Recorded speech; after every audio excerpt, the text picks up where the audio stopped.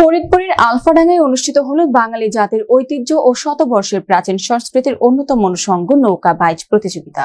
মাহবুব পিয়ালের তথ্যচিত্রে বিস্তারিত। রবিবার আলফাডাঙ্গা উপজেলার বুড়াইচ ইউনিয়নের পানিপাড়া গ্রামে দিগন্ত বিলে বিকাল থেকে শুরু হয়ে এই নৌকা বাইচ চলে সন্ধ্যা পর্যন্ত।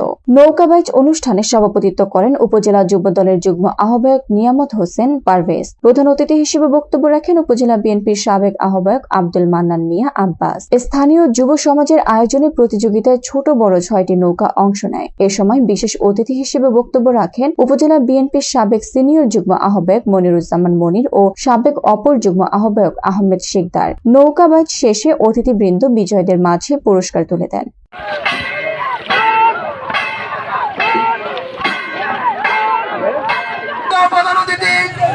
আলফাডাঙ্গা উপজেলা বিএনপি সভাপতি শেষ প্রদর্শন ভাই নিয়ামত